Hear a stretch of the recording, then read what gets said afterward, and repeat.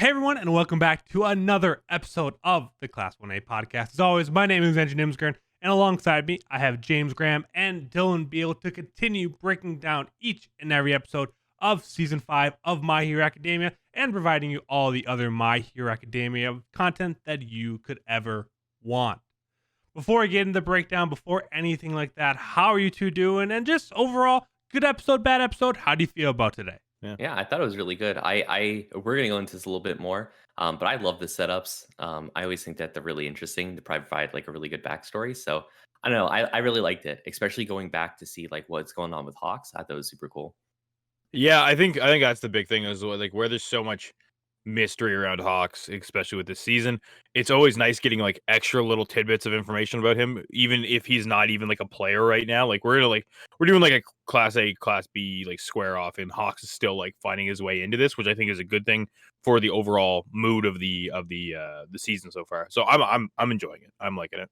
Yeah, I totally agree. And if you guys do end up enjoying this episode after we go through all of it, we're going to be doing a recap. We're going to be talking about our general thoughts, a couple discussion points, and the plus ultra. So if you guys do end up enjoying that, please make sure to subscribe on YouTube, leave a 5-star podcast review on any podcasting platforms. We're on all podcasting platforms out there. So no matter how we're listening or how you prefer to listen, you're going to be able to find us. And you can keep up to date with everything we do on twitter.com/class1apod. So make sure to follow that as well. We put out all our new videos, podcasts, all that kind of stuff there as well.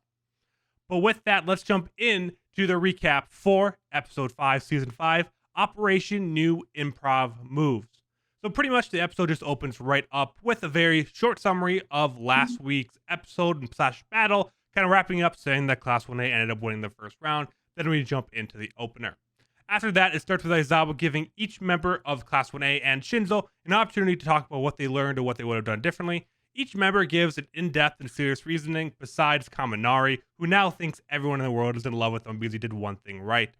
It is apparent to all those that are kind of looking and listening to the advice that they're talking about that the two, Froppy and Kaminari, Kirishima, that did the work studies, are thinking in a much different way than everyone else, and that they're clearly more in that hero kind of state, while the other ones, while still being more serious, aren't quite there. Aizawa then gives each of them a little bit of piece of advice, and then on the Class 1B side, Vlad gives his own advice in a very scary way and is over the top that he always kind of is. After that, all the groups continue to make plans for their upcoming battles, while all the teachers gather up to talk about how they think Shinzo did, and that how he's going to be very amped up and ready to go for the next fight, but his first one and how he's feeling after the first fight despite winning is still a very good mentality to have. After that, the next fight is about to kick off, and the two teams have a couple of minutes to kind of talk before the fight actually begins, where mainly it is going to be Momo and Kendo talking about how they're kind of in the same box and almost seeing like this idol kind of status because of their internship that they did together. But then also it's going to be Kurio / Vantablack, which we learn his hero name in this fight, is kind of talking about Tokayami and challenging him like, hey, we're also kind of like the same type, so I want to challenge you and I want to defeat you, kind of setting up two big showdowns that are going to be happening in the fight. As the battle actually begins, Dark Shadow scouts way ahead, but as he's coming back because he was so far out, he can't be used very long. We see that Kurio or Vantablack, I should just keep saying it so I don't have to go through that name every single time, is kind of taking over Dark Shadow when he comes back, and that they kind of begin to have that showdown now, talking about how I'm going to vanquish you, and all of a sudden, Tokayami takes off his cloak, saying, fine, I accept your challenge. And during that moment, we do get the flashback that these two alluded to at the top of the episode, where pretty much it goes over two different time periods. One, the 1 week internship after the first school, the tournament festival, where they are talking about how it was unfulfilling for Tokayami because all Hawks really want to do was talk to him about everything that's happened at Class 1A so far. But when he went back for his actual work study, he improved so much and that he was kind of able to keep up with Hawks a little bit more. That Hawks actually took him flying around the city, took him up on a tower, and kind of gave him this little speech about how I think you're wasting potential and that those who can fly should. And after that, we do go back to seeing that Vantablack's challenge to Tokayami was actually kind of a fake out to go and capture Ariyama instead.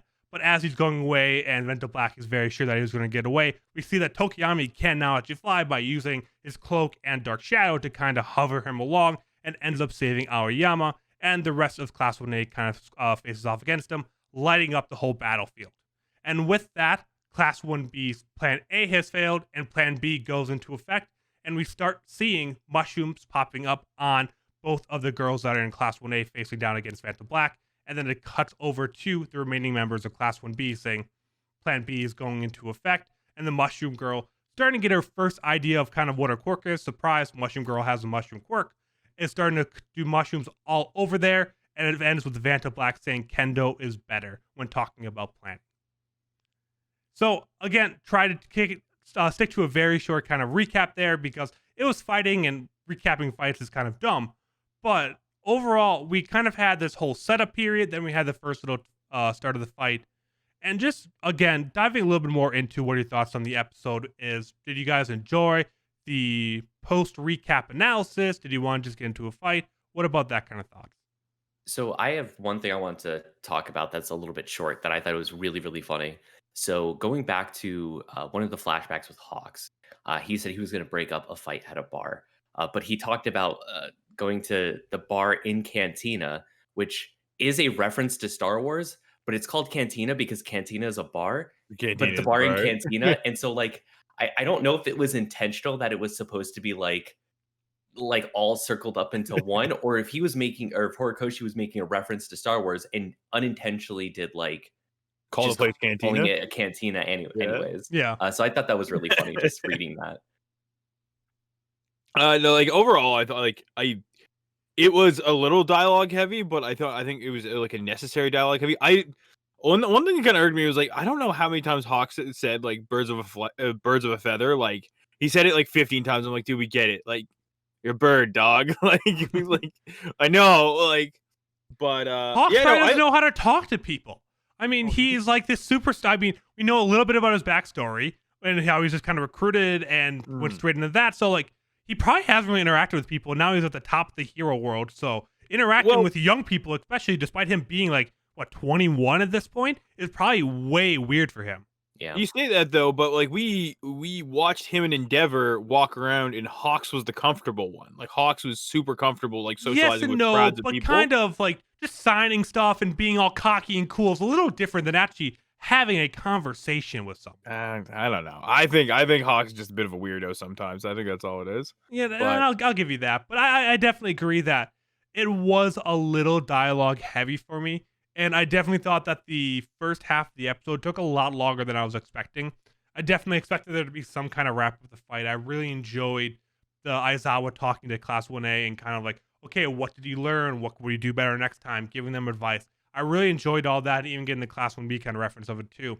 But then that point between when the fight actually started and when Aizawa was finished giving advice felt very long for me, even though there's some really good and funny moments in there. But going back to Bakugo 3 times, still yelling at his group the third time. Like the first 2 times I laughed. The third time I'm like, okay, let's get on to the fight. Because I'd rather just see Bakugo fighting and interacting with his squad mates that way, rather than him yelling at the squad mates about how I'm not going to work with you during the fight.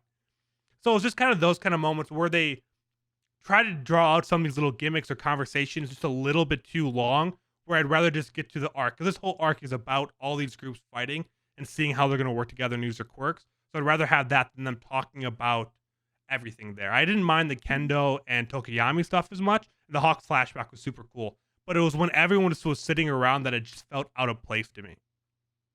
See, I almost felt it was necessary because like it was they'd initially seen the first group, and like anybody who's done team sports, anybody who's done like the trial by fire, being the first group sucks because you're kind of laying out the groundwork on how not to do it, right? And I think that's really what happened here. And I think you needed that the character, like you needed to be shown that the characters understand. Oh, we need a plan going into this. We need to lay this out. Yes, I think flipping back to Bakugo like after the second time was unnecessary. Or because Mina like, yelled out like 4 super moves that was never explained or wasn't really planning. Like they're all funny gimmicks, but it wasn't what I wanted out of this episode that I thought was. Yeah, exactly. I think the most the most appropriate interaction was like Ida and like Shoji and like that group talking about it because they were like legitimately trying to plan. Yes. You know what I mean? So you actually got a bit of like building too because there's even Ida talking about like reciproco, like there's something going on with that too. Like there was a bunch of stuff there which I think was really good, and then yeah, the rest of it was like comedic relief in a weird spot. Dylan?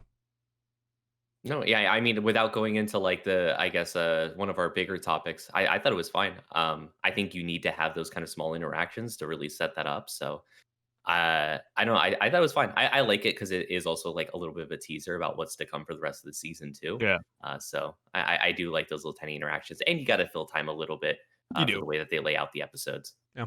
But okay, and one other kind of small topic there is: did anyone else before this episode realize why they're chanting Yaoyo Rozu at the concert before this episode? Yeah, they did talk about that. I think when it happened, they said the same thing of like, oh yeah, it was because they were like together or whatever during their internship, and now they're like kind of packaged together.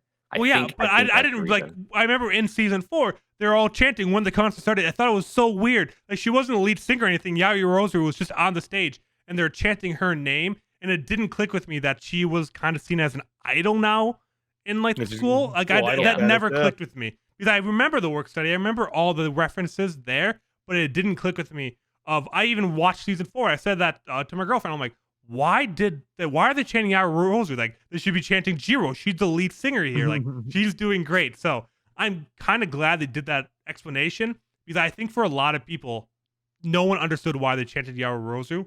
So I'm happy they did that little bit there because that was way over my head. So I guess if we don't have any other little small things, I mean, Dylan, I guess the one thing they mentioned some kind of egg in this episode. Yeah, so at the end, when they're explaining like the dark shadows, like new, like the new use of it, being able to fly and whatnot, um, Deku explains the whole thing. And he's like, "Well, I guess it's kind of like an egg of Columbus." So, like, what the reference is egg of Columbus is like I guess like a thought experiment, sort of. It's like Columbus discovered a new trade route, and like the whole idea was, oh yeah, this it was inevitable that people were going to discover the trade route, and he said, yes, but you didn't. I was the one who discovered it. Um, and then the reference to the egg is he says, take this egg and balance it on his tip. And everyone tries to balance the egg on the table and they can't because it's an egg, it falls over.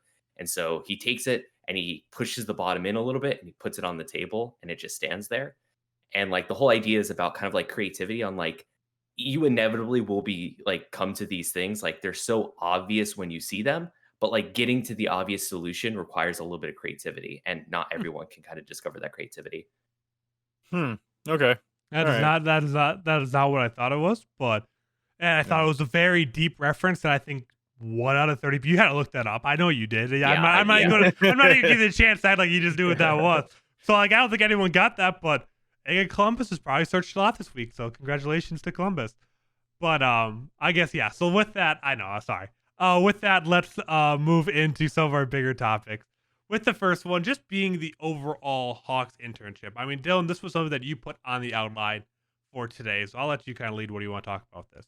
Yeah, so obviously there is from the first episode, we have this like overlying Hawks like spy kind of narrative because we had like that kind of introduced and it was like, all right, let's switch over to, fun class antics. So I'm glad that they still are able to kind of like coast that storyline in by talking about the internship that we never really heard about. So I thought it was really cool way to introduce us to like what happened during the work study and internship with Hawks. But it also gave us like a cool insight of, Hawks was saying like, oh yeah, I want to hear all about the League of Villains. Like, why don't you tell me about what's going on there? Which an obvious motive of why he was asking all those questions. So I thought that was really cool. I was wondering what you guys thought of it and if there was anything I might have missed there. James, you can lead. Well, I mean, like, not real. Like, it it just played into like the initial part of it played into Hawks' character so well. He's he's very self motivated. He's very go like his own personal goal oriented. So of course he's just going to use somebody, right? Like I think it was just a matter of time. Like the only thing that drew Tokayami there, I mean, as you find out later in the flashback, is that there's multiple layers to it. But initially, at face value, it's like bird information, sick. That makes sense, right? And then as it gets a little deeper.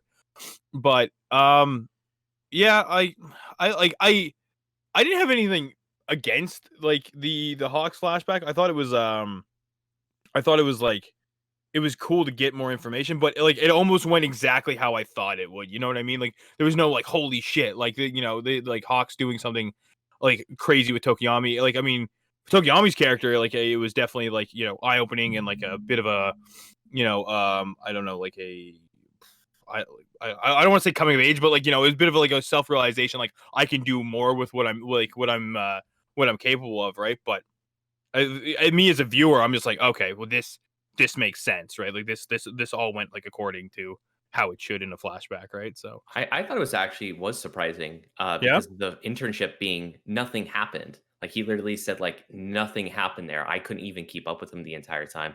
I thought that was pretty shocking because I think like the obvious layout of it is he goes there and like Hawks like blows his mind with like all this cool new bird technology that he could start using whatever with his quirk. And that wasn't the case. Like he got nothing out of the first internship. And when he went back for the second one, it was only because of that like one special interaction that he really unlocked stuff. But outside of that, he wasn't doing a whole lot. So that's I true. thought that Yeah, was kind of interesting because thinking about Hawks, I would have thought he would have been a more maybe hands-on, maybe he would have been trying to teach him a lot more stuff. And that just like wasn't the case. So I thought that was kind of interesting at least.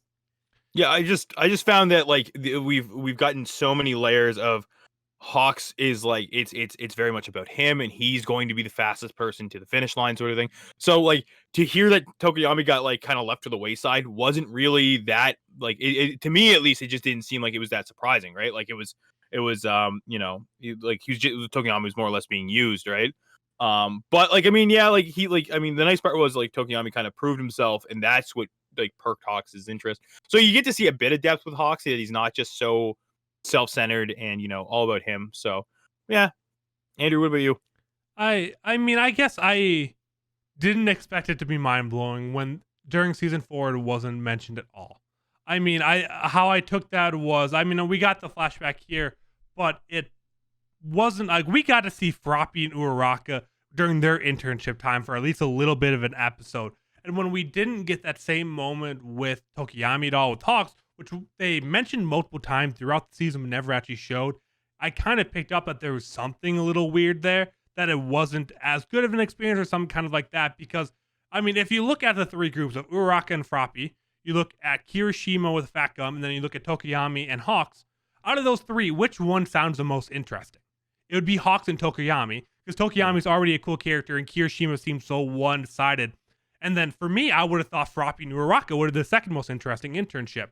So kind of having that order reversed with Kirishima being the most, Froppy being the next, and then nothing from Tokayami, I just set up a thing that, okay, something weird is about this, that maybe Hawks wasn't as good, or Tokayami got some big kind of super move that they didn't want to use yet.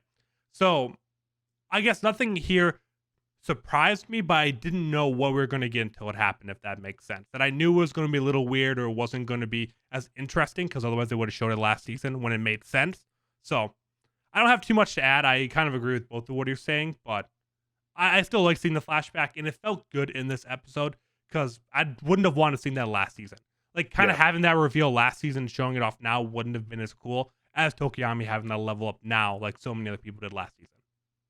How do we feel about the level up? How do we feel about Fallen Angel? I don't know. Being able Oh, to fly is pretty yeah, fucking it's cool. awesome. It's so cool. It's so incredibly cool. My bone to pick with it is how it looks on Tokoyami, like how the whole appearance of it. Just I feel like it could look cooler. I don't know why, because he's basically got like a tube around around his stomach, and then and then Dark Shadow's hands are like ass backwards, so he can like glide. You know what I mean? So like I don't. To me, I'm like this can look way more badass, and I'm assuming with how we've seen character development and stuff like that, eventually this will be like a more like badass looking move. But for me initially, I'm just like, okay, well now he can fly, but Yeah, he's still working on it. It's one of his first times using it. Give him a break. I know, man, but like, come on, dude, you're like the edgiest hero in Class 1A. Like, you need to be like, you can't have like the equivalent of like a water, like the water harnesses, like what the tubes. You know what I'm talking about? I think it looks cool. I like him. I And agree. Get out of here. I think it just builds up to the inevitable of everyone has to fly. Everyone has to fly. You can't have a hero that doesn't fly because they're going to get left behind. Bakugo, explosions everywhere. He could fly. Shoto just shoots whatever, like fire or ice, and flies. Deku can jump with his legs. Like, everyone has to be able to fly. I don't know about that. Name Name someone who can't fly. That's They're a high power level that can't fly. It's Mina, everyone. Mina's not high power level. She also rides on acid, Aizawa. so Uh, he's like Aiza Spider-Man. He's like yeah, Spider-Man. yeah, he's like Spider-Man. And, like, I mean, that even goes for Midnight, Zero too. Uh, Okay, okay. yeah. Vlad, Okay. We don't President know. Mike, We don't. Nezu. Okay, President Mike is not high power level. He's a Nezu could fly if he wanted to. He could like rig the contraption up just like All right, all right, take all off. right. Well, while talking about quirks, we've mentioned quirks and we mentioned edgy heroes in the last like 2 minutes. So I want to talk about Vantablack because him. I think it's a cool ass name. He's weird as hell. I think he's edgier than Tokayami. Tokayami might take it back with Fallen Angel as a hero like power, but Vantablack I just thought was very cool. And Dylan, break down the quirk, break down him for us a little bit. Well, I mostly want to talk about his name because you might have heard like some weird disassociation of President Mike saying his quirk was black, but it said dark in the title. But it's very clearly he said black. And why did they do that exactly? So the reason why I think that they did it is because Vantablack is like a substance that was developed by a company. Basically, it is a type of material that is like one of the darkest things possible. Like it is the blackest of black, which is why he's Vantablack. But because it was developed by a company, I think if you want to use that material, it's like something you actually buy. Like you can't. Vantablack isn't just like a analogous thing that exists out of nowhere. It's a real substance that you have to buy from this company. And so I think it's like one of those copyright names, Gotcha. sort of. And I think that's maybe why they did it. And so that's why he's no longer Vantablack with Quirk Black. Instead, he's Vanta Dark with Quirk Dark. Even though Vantablack, we're going to call him that because it's the coolest name. I also think it has a double meaning of using Vanta Dark and Dark because of Dark Shadow.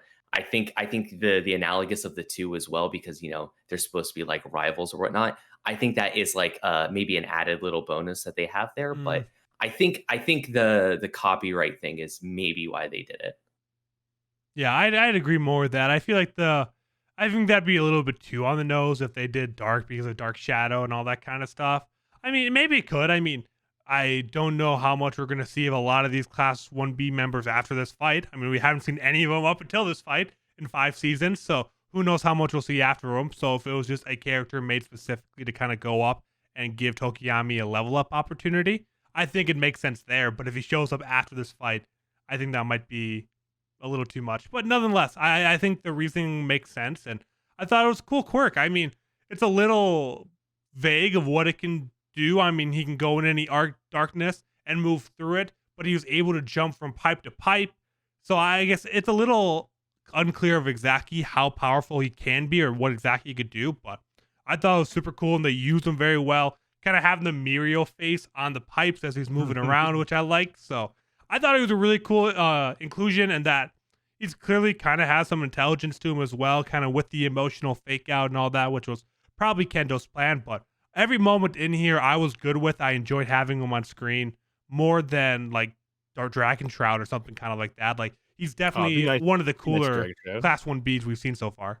I really like what they're doing with like the dark edginess thing. It's because like Tokayami is the brooding dark edgy version of like that kind of trope, and Vantablack is kind of like the twisted dark version of that, of where he's like laughing about things a lot. I don't know. I like when things are kind of like over the top in that kind of way. I like his personality. I think it clashes really well with Tokayami, especially in this like one-on-one. Yeah, he's definitely like. I mean, like it even boils down to like he's this schemer hero too, right? Like, I mean, he's supposed to be a little like like there's supposed to be levels to him. He's not supposed to be. He's almost like evil genius kind of like vibe. That's what you're supposed to kind of get off of him, right? And I mean, you kind of see some cool like quirk interaction too, because it's not just like jumping from like darkness to darkness, but he's he can extend limbs and stuff like that too, right? Which is, I think, like if he's fighting in the dark, that could be nuts, right? That could be really, really powerful, right? And he has some kind of control over darkness because he was able to control Dark Shadow. So that wasn't exactly clear how that kind of worked.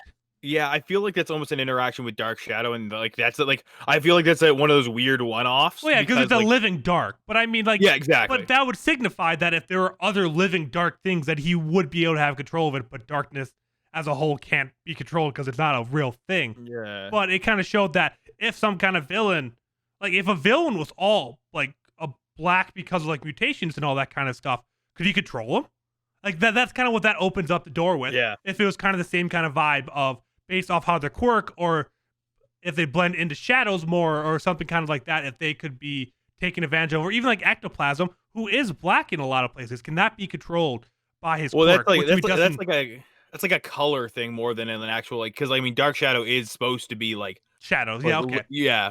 That's fair. But I mean, it raises an interesting question. Like, if somebody's in the shade or in like a dark alleyway, what signifies darkness for him? Yeah, can Vantablack just like possess them? Like, can he? No, I don't think so. I think I think he like hops into the shadows, but like he would hop into the shadows on the surface of the person. He doesn't go like inside. No, but that's what I mean. Like, if you're completely enveloped in like in like shadow and stuff like that, if like you're in a dark alleyway, you're technically totally encompassed by darkness. Well, so the way that I saw him controlling Dark Shadow wasn't like he's actually physically controlling him. I see it more of like riding a horse and taking the reins and like steering it somewhere. That's kind of how I saw it, because he didn't move Dark Shadow in like a super like intelligent way or anything like that. It was more like crashing Dark Shadow back into Tokayami, and that's kind of how I viewed it. So I don't think he has that makes sense. I don't think he has hard control, but I think he could probably like, you know, if he's in the shadow and you're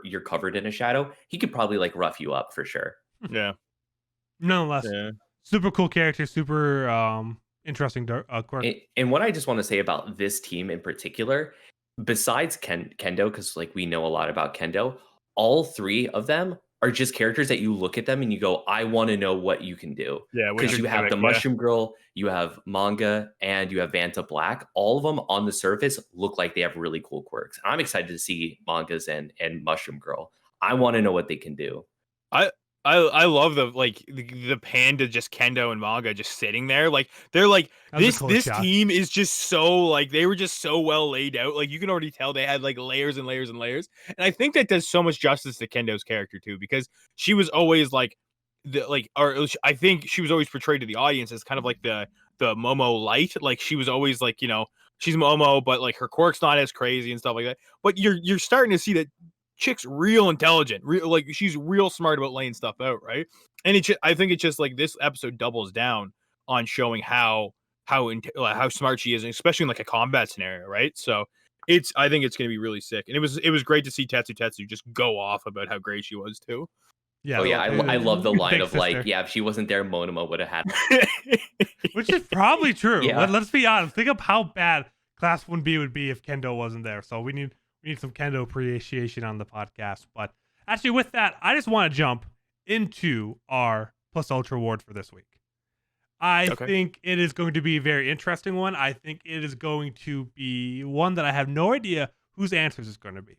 So, with that, if you guys do not already know, the Plus Ultra award is a weekly award where we decide each week a character that went beyond Win Plus Ultra. All three hosts get to pick their own character, and then at the end of the season, we will title up to see who is the most Plus Ultra of the season, I guess, if you want to put it that way. And with that, I think it is James's turn to lead off the pack. Shit. This is a tough episode, man. Like, I guess in terms of traditional Plus Ultra awarding, I'm gonna have to give it to Tokayami, because he had a very blatant level up.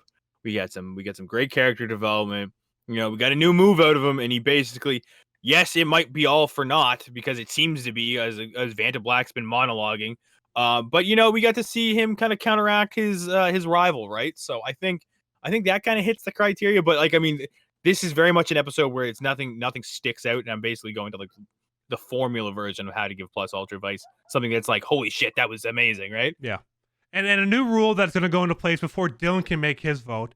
In order for someone to receive the Plus Ultra award, they have to be on screen for more than a minute. So that means he cannot pick Mushroom Girl. No, I'm kidding. I just have a feeling that he might somehow pick Mushroom Girl this episode because of the 30 seconds we've seen her.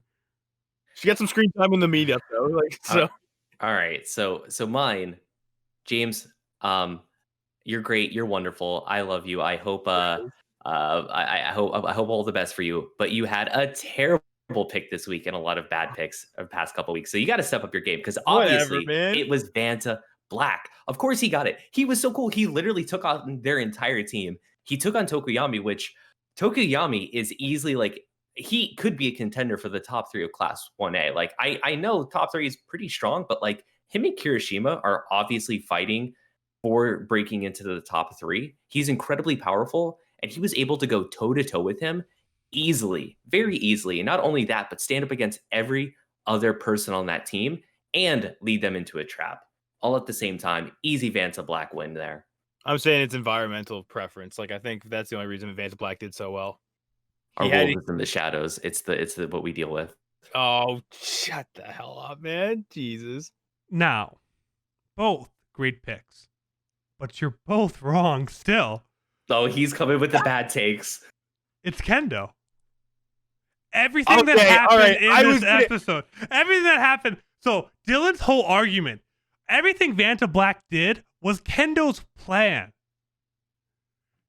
Kendo had a badass shot of her sitting there, not even have to do anything, and already has everything going to a plan. She predicted more or less the future of what's going to happen with Plan A. That was her idea, so she used her assets in the correct way, knowing that he'd be able to take on all of Class 1A and get him exactly where he wants. And now Kendo's clearly going to take the day. And she has a really cool moment there of like, all right, bitch, why didn't you come against me in the beauty pageant? Like, oh, Momo's like, I'm too scared. I'm not good enough. And Kendo's like, yeah, you know what? You're right. And I'm going to prove it this episode. And she's doing it so far. Kendo supremacy. Kendo supremacy. The only pick. I mean, I can't. I was gonna pick Kendo, but then as soon as you said like needs more than 1 minute of screen time, I was like, does that work? No, like, but I said that after you anyway. That's what I mean though, because I was backed out. You backed out. Whatever, man. Whatever. I wanted him to not be roasted for my fucking.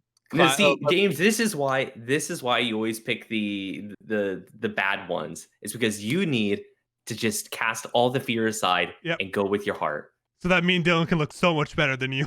Every time I just go full send on like what I feel like it's just like, no, James, you're an idiot. And now I'm like, well, I'll go with the meta, and the meta's wrong. Well, you go with the meta, and we say it anyway. So what do you have to lose? Okay, back on the top before we wrap up. Doesn't matter what metrics you're using, Dylan, Kendo, or Momo. Kendo, easily. James. I gotta go with Kendo too, honestly. Okay, Kendo Supremacy Podcast. He's going with the meta. Kendo Supremacy Podcast. He doesn't want to get roasted. Okay, Dylan, you had a long hesitation there too, for sure, and then you hesitate for like 2 minutes. Just want to point that out. But this is okay. Kendo First of all, podcast. you can check the tapes. I've been on the Kendo train for a long time. Check the tapes. Yeah, has been a big Kendo supporter for sure. All right. We'll wrap it up. As long as everyone knows, if you don't support Kendo, you're on the wrong side of history, my friends. But thank you all so much for listening to this episode of the Class 1A podcast. Hope you guys all enjoyed as much as we did. It was a great episode. We'll be back next Saturday for the episode 6 recap. As I said, begin the show. Make sure to like, subscribe, all that kind of stuff on YouTube. Leave the 5-star reviews. Follow us on Twitter, where you can send in questions if you want to talk about it. If you want to make an argument for Momo, send us a DM or anything kind of like that. We'll listen to your take. It may be wrong, but we'll always talk about it through on air. But thank you all so much again, and we'll see you back here next Saturday.